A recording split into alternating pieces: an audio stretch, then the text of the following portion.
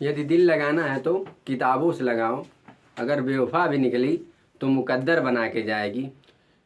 Good morning दोस्तों, Shri Sharda classes में आपका स्वागत है।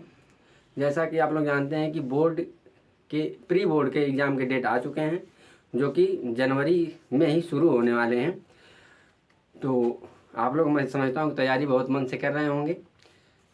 और अभी हमने पढ़ाया था पहले भाग में वृक्क का बाहरी संरचना, अब पढ़ेंगे हम वृक्क का आंतरिक संरचना। वृक्क की आंतरिक संरचना से कुछ ज़्यादा नहीं पूछता है, लेकिन इसमें कुछ चीज़ें हैं जो जानना जरूरी है। हो सकता है चित्र बनाने के लिए पूछ दे, ठीक है। तो आइए हम बनाते हैं वृक्क की आंतरिक, अब चित्र बनाते हैं, ठीक है।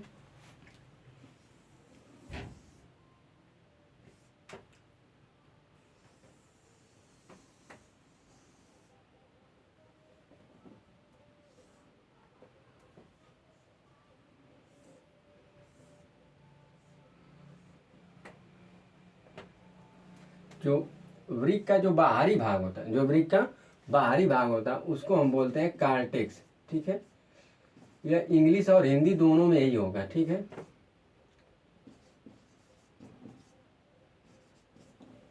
और जो आंतरिक भाग होता है, इसका जो आंतरिक भाग होता है वह कहलाता है मेडुला, ठीक है।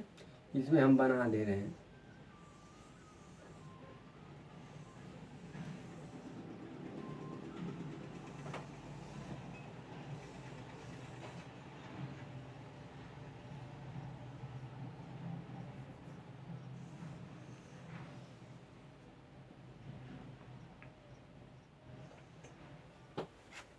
जो यह वाला भाग होता है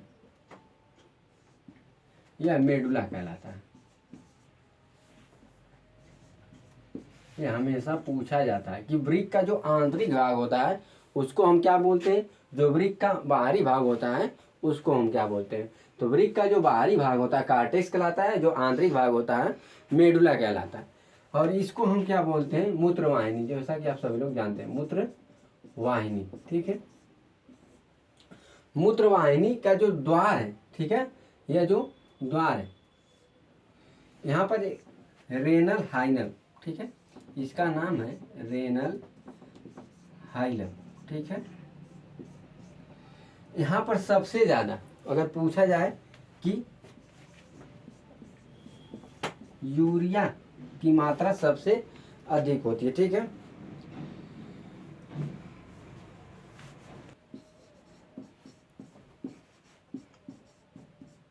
यूरिया की मात्रा अधिक होती है।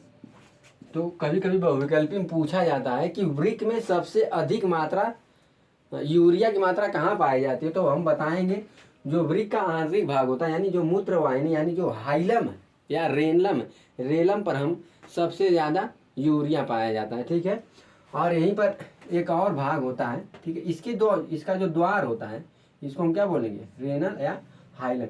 यहीं पर एक और भाग होता है जिसको हम श्रोणि बोलते हैं, श्रोणि या पेल्विस बोलते हैं, ठीक है। तो यहाँ से यही बात इंपॉर्टेंट है, ठीक है। तो इसके हम लिख सकते हैं जो वृक्क का जो आंतरिक भाग होता है, वृक्क का आंतरिक भाग, ठीक है, यह मेडुला कहलाता है, मेडुला। और जो बाहरी भाग होता है, जो बाहरी भाग होता है यह कहलाता है कॉर्टेक्स। यह पूछा जाता है तो आप लोग याद रखिए, ठीक है। और सबसे ज्यादा पूछा जाता है यूरिया की मात्रा, यूरिया की मात्रा कहाँ पाई जाती है, यूरिया की मात्रा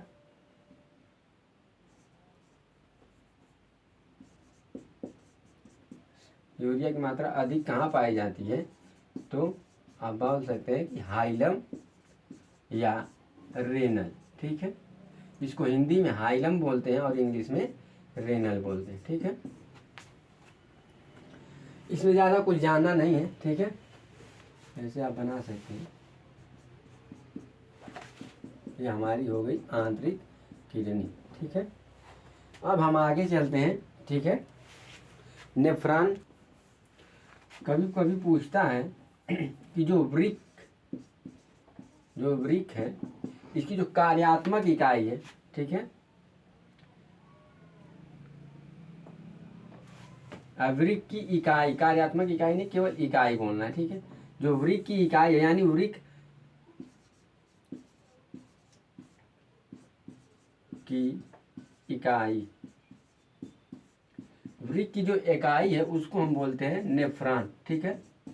न्यूरॉन जो होता है वो हमारे दिमाग का होता है, यानी जैसे अगर पूछा जाए कि घर हमारा किस चीज़ से बना है, तो अभी आप लोग बोलोगे ईंट से बना है, सीमेंट से बना है, बालू से बना है, ठीक है। लेकिन इसका जो मुख्य रूप है, मुख्य जो है ईंट है। जो घर का जो इकाई है, जो यूनिट है, उसको हम क्या बोलेंगे, ईंट को बोलेंगे, क्योंकि जब ईंट नहीं रहेगा तो हम बालू और सीमेंट को खड़ा नहीं कर सकते हैं, लेकिन बालू सीमेंट नहीं रहेगा, ईंट को खड़ा सकते। तो जो हमारा नेफ्रॉन है, यानी यह नेफ्रॉन से जो हमारा वृक्क है बनता है। कभी कभी पूछा जाता है कि जो मतलब जो वृक्क हमारा किससे बना हुआ, तो क्या बताएंगे, नेफ्रॉन से बना हुआ है, ठीक है। तो और इस कभी कभी नेफ्रॉन की संख्या भी पूछ देता है, नेफ्रॉन की संख्या, नेफ्रॉन की संख्या। तो नेफ्रॉन की संख्या लगभग 8 लाख होती है। अब आप समझ सकते हैं कि यह इतना बड़ी किडनी है। अभी हम सुबह पढ़ाए हैं, करीब 140 ग्राम का होता होगा पुरुष में, ठीक है। तो इतनी छोटी सी चीज़ है और इसमें कितनी है, 8 लाख। इसका मतलब ये बहुत ही महीन चीज़ों से मिलकर एकदम पतला है, जो हमें दिखाई नहीं देता है, ठीक है। तो इसकी जो संख्या है 8 लाख में, ठीक है।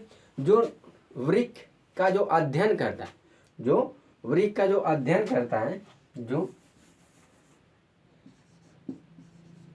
वृक्क का अध्ययन करता है, ठीक है, वह क्या कहलाता है, नेफ्रोलॉजी कहलाता है, ठीक है। और जो इसका डॉक्टर होता है नेफ्रोलॉजिस्ट कहलाता है। आपको दिख रहा है, नहीं दिख रहा तो मैं उसको ऊपर लिख रहा हूँ, ऊपर वाला मैं समझता हूँ लिख चुके होंगे, उसको मिटा के हम ऊपर लिख रहे हैं। पूछा जाता है कि जो नेफ्रॉन यानी वृक्क का जो डॉक्टर होता है उसको हम क्या बोलते हैं, और वृक्क का जो अध्ययन करता है उसको हम क्या बोलते हैं। तो वृक्क का जो अध्ययन होता है वह नेफ्रोलॉजी कहलाता है, नेफ्रोलॉजी कहलाता है। और जो वृक्क का डॉक्टर होता है यह नेफ्रोलॉजिस्ट कहलाता है, नेफ्रोलॉजिस्ट, ठीक है। तो वृक्क का जो अध्ययन करता है नेफ्रोलॉजी, और जो वृक्क का डॉक्टर होता है उसको हम नेफ्रोलॉजिस्ट बोल रहे हैं। और पूछा जाता है कि नेफ्रॉन की संख्या बताइए, तो 8 लाख होता है। और वृक्क की जो इकाई होती है यानी उसकी जो कार्य करने वाली भुजाएं हैं उसमें, यानी वो किस चीज़ से बनी हुई है, सब मेन बात क्या है कि वृक्क किस चीज़ से बना हुआ, तो नेफ्रॉन से बना हुआ, जिस नेफ्रॉन की संख्या जो लगभग 8 लाख है, कहीं कहीं 11-12 भी लाख लिखा है, ठीक है। तो लगभग में लिख दे सकते हैं। तो ये हमारा हो गया आंतरिक संरचना, ठीक है। अगर आपको समझ में आया हो वीडियो तो लाइक करें, सब्सक्राइब करें, ठीक है। और हम अगले पार्ट में पढ़ेंगे नेफ्रॉन की संरचना और नेफ्रॉन की क्रियाविधि। तो आप लोग बने रहिए वीडियो में। धन्यवाद।